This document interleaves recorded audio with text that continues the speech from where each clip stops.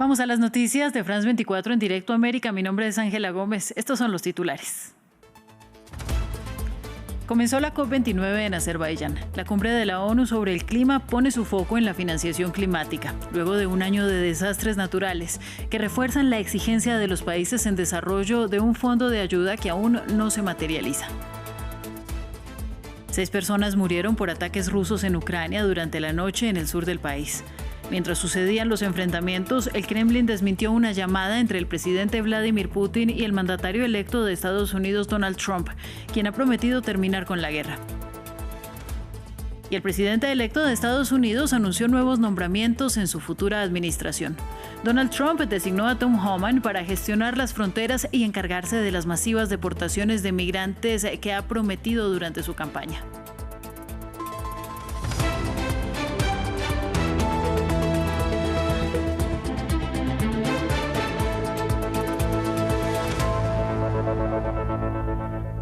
Gracias por continuar con nosotros y este informativo comienza en Bakú, Azerbaiyán. Allí inició la cumbre anual de la ONU sobre el clima. La COP29 será el escenario de duras negociaciones sobre finanzas y comercio, después de un año de desastres climáticos que aumentan la exigencia de fondos para los países en desarrollo. El presidente de la COP, Mukhtar Babayev, dio un discurso de apertura advirtiendo que el mundo estaba camino a la ruina. Frenar el calor, las inundaciones, las sequías y las tormentas del cambio climático costará miles de millones de dólares que las naciones pobres no tienen. El piso en las negociaciones son 100.000 millones de dólares al año para estos países. Sin embargo, la COP29 no tendrá un perfil tan alto como el año pasado, ya que intervendrán 48 jefes de Estado menos y los líderes de los 2 principales países contaminantes de carbono, China y Estados Unidos, estarán ausentes.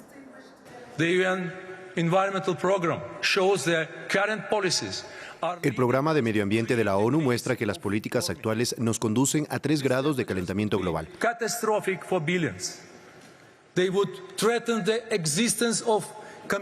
Colegas, vamos camino a la ruina. Colleagues, we are on the road to ruin. But these are not the future problems. Pero esto no son los problemas del futuro. El cambio climático ya está aquí. Desde hogares inundados en España hasta incendios forestales en Australia. Desde océanos crecientes en el Pacífico hasta llanuras estériles en África Oriental. Los veas o no, la gente está sufriendo en la sombra. People are suffering in the shadows. Este año los negociadores de los 198 Estados miembros tienen hasta el 22 de noviembre para llegar a un acuerdo, sobre todo en cuestiones financieras. En este informe vamos a analizar lo que está en juego en la COP. 2024, el año más caluroso jamás registrado. Eso es lo que predice el Observatorio Europeo del Clima, Copernicus. Los trastornos climáticos se intensifican con efectos que ya son devastadores para el planeta y sus 8 millones de seres humanos. Para limitar su impacto, los negociadores de la COP29 deben abordar este año el tema de la financiación, una cuestión clave para estos activistas senegaleses que esperan más apoyo de los países ricos para compensar el impacto del cambio climático en los países más pobres. Llevamos 4 años organizando manifestaciones y nada ha cambiado. Gastan miles de millones en sus conferencias, pero nos deben miles de millones en indemnizaciones, porque son los países industrializados, en su carrera por el desarrollo, los que generan estos gases de efecto invernadero. Uno de los retos de la COP es adecuar la cuantía de las contribuciones a la magnitud de las necesidades mundiales. Cada año, los países más pobres reciben unos 100.000 millones de dólares en ayudas de los países más ricos, principalmente en forma de préstamos. Sin embargo, según la ONU, las necesidades son 10 veces mayores. Los 198 países que participan en la COP tienen 11 días para acordar un nuevo objetivo de financiación, pero es probable que las negociaciones se vean obstaculizadas por los conflictos en Oriente Medio y por la elección de Donald Trump en Estados Unidos.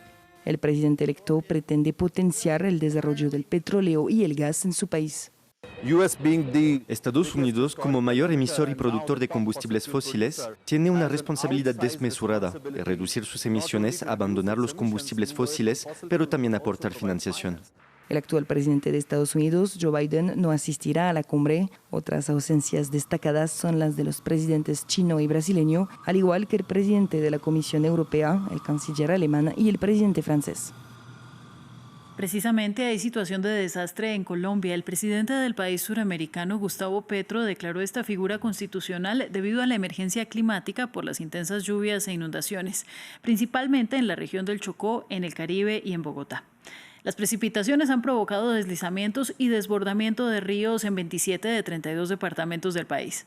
El informe es de Samuel Salgado Castro. Casas llevadas por la corriente del agua en el Pacífico y Caribe colombiano. En la capital del país, Bogotá, las calles inundadas, pero los hogares con escasez de agua potable por las consecuencias aún del pasado fenómeno del Niño. Colombia se encuentra en emergencia climática. El presidente Gustavo Petro decretó la situación de desastre y canceló su visita a la COP. Se declara situación de desastre en todo el país en virtud de la variabilidad climática generadora de impactos imprevisibles e inusuales, aumentando la vulnerabilidad en los territorios. Esta vulnerabilidad viene agravándose por impactos que tienen que ver con la deforestación, las economías ilícitas y, en el caso de Bogotá, en mi opinión, por una urbanización desaforada de la sabana de Bogotá. La declaratoria de situación de desastre permite al gobierno trasladar recursos presupuestales de diferentes fuentes del Estado a las víctimas de la emergencia climática, concentradas principalmente en el departamento del Chocó, en el Pacífico, donde más de 100.000 personas están damnificadas por las fuertes lluvias de los últimos días, que han afectado al 80% de los municipios del Chocó. Una situación que se suma a la ya grave crisis humanitaria en esa región del occidente colombiano, debido a un paro armado anunciado por la guerrilla activa más longeva del continente americano, ELN. 45.000 personas están confinadas y la ayuda del Estado no llega. Y seguimos hablando de la crisis climática y de sus consecuencias. En España, el presidente del gobierno, Pedro Sánchez, anunció un nuevo paquete de medidas para los afectados por las mortíferas inundaciones del 29 de octubre en la región de Valencia, por un monto adicional de casi 3.800 millones de euros. Un anuncio que viene después de un primer plan de ayuda de 10.600 millones la semana pasada.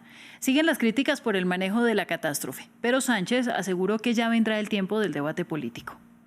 El gobierno está lo que hay que estar y lo que estamos es en la reconstrucción, en la respuesta inmediata y en el relanzamiento de las zonas afectadas por la DANA, y posteriormente vendrá el debate político sobre qué cosas tenemos que mejorar ante esta emergencia climática y, sin duda alguna, ante la asunción de responsabilidades políticas que, evidentemente, pues tendrán que ser sustanciadas en las Cortes Generales y también, lógicamente, en el Parlamento de la Comunitat Valenciana. Y en noticias de la guerra de Ucrania, ataques aéreos rusos mataron al menos a 6 personas durante la noche e hirieron a 19 más, incluidos niños en el sur del país. Varios edificios quedaron en llamas según el Servicio Estatal de Emergencias. 5 personas murieron en Mykolaiv y una en la región de Zaporilla. Allí entre los heridos están los 5 niños de entre 4 y 17 años. Los detalles los tiene nuestra enviada especial a Kiev, Catalina Gómez Ángel. Los ataques llegaron en diferentes partes de Ucrania esta madrugada, especialmente en esa ciudad de Mykolaiv, que ya había sido extremadamente golpeada al comienzo de la invasión a gran escala. Allí, según se sabe, al menos un dron de los tantos que lanzaron en la noche de ayer alcanzó un edificio residencial y murieron 5 personas. Otro ataque fue en la ciudad de Zaporilla, que viene siendo azotada permanentemente, está muy cerca del frente de batalla y no solamente llegan drones, sino que llegan bombas guiadas y también llegan misiles y también en la ciudad, de Kryvyi Rih, que también está en el sur del país, de donde es originario el presidente Volodymyr Zelensky, también fue atacado con un misil esta mañana. Pero esto llega en un momento en que la noche fue bastante dura para todos los ucranianos. Las alarmas se prendieron desde la madrugada con avisos de que habían bombarderos y aviones de cazas MiG rusos que habían partido de los aeropuertos en Rusia, y estábamos al tanto y a la expectativa de que pudieran lanzar misiles, especialmente misiles Kinjal, que pueden lanzar este tipo de aviones. Al final se supo que había sido un simulacro, pero alcanzaron a los ucranianos a tomar medidas y a apagar parte del sector eléctrico y a hacer apagones en diferentes ciudades, especialmente en Kiev. Este lunes, Moscú negó que hubo alguna llamada entre el presidente ruso Vladimir Putin y el nuevo mandatario electo de Estados Unidos, Donald Trump. Según había informado el diario estadounidense The Washington Post el domingo, Trump habría pedido a Putin desescalar el conflicto en Ucrania y le recordó la numerosa presencia militar estadounidense en Europa. Sin embargo, ahora esa información y esa llamada están en duda. El informe es de Maxime Pluvine. Controversia sobre una supuesta llamada entre Trump y Putin. El Kremlin desmintió este lunes las informaciones según las cuales el nuevo presidente electo de Estados Unidos, Donald Trump, había hablado con el presidente ruso, Vladimir Putin, en los últimos días. La información de la supuesta llamada había sido compartida en exclusiva del diario estadounidense The Washington Post la semana pasada. Trump le hubiera pedido a Putin desescalar los ataques rusos en Ucrania. Solo para especificar, ¿quiere decir que no hubo conversación telefónica entre Putin y Trump la semana pasada? Lo acabo de decir. Me gustaría solo especificar sobre los detalles y el hecho en sí. ¿No hubo charla? No hubo charla, ¿entendido? No hubo conversación. En campaña, Trump prometió poner fin a la guerra en Ucrania en 24 horas, pero no dijo cómo. Lo cierto es que las posturas del presidente ucraniano, Volodymyr Zelensky, y las de Putin son irreconciliables por el momento. Putin pide que Ucrania abandone sus ambiciones de pertenecer a la OTAN y que retire sus tropas de las 4 regiones reclamadas por Rusia, algo rechazado rotundamente por Ucrania. Zelensky quiere que Estados Unidos siga siendo su principal socio militar.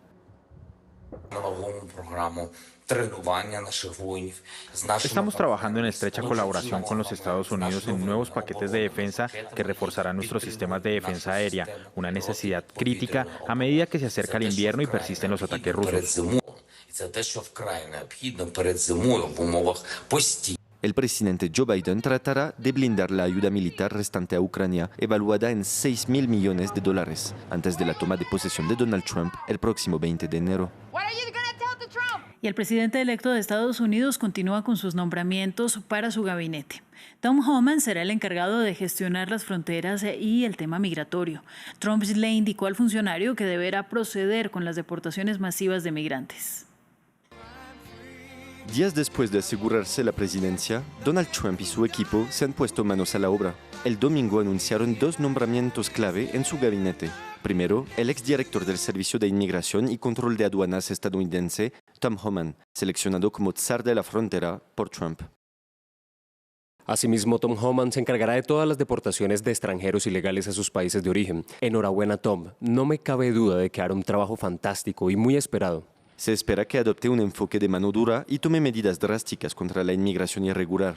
Trump ha prometido que la mayor operación de deportación de la historia de Estados Unidos comenzaría el primer día de su presidencia. En declaraciones al New York Post, el presidente electo anunció que la congresista Elise Stefanik había sido nombrada embajadora de Estados Unidos ante las Naciones Unidas. La congresista, que lleva 5 legislaturas en el Congreso y es considerada como una sustituta de Trump, declaró al periódico que había aceptado la oferta y se sentía muy honrada. La copresidenta de la campaña, Susie Wiles, fue el primer nombramiento del gabinete anunciado por el presidente electo.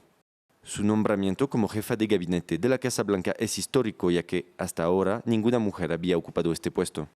Se espera que Trump siga anunciando puestos en su gabinete mientras se prepara para enfrentarse cara a cara con el actual presidente Joe Biden en la Casa Blanca el miércoles.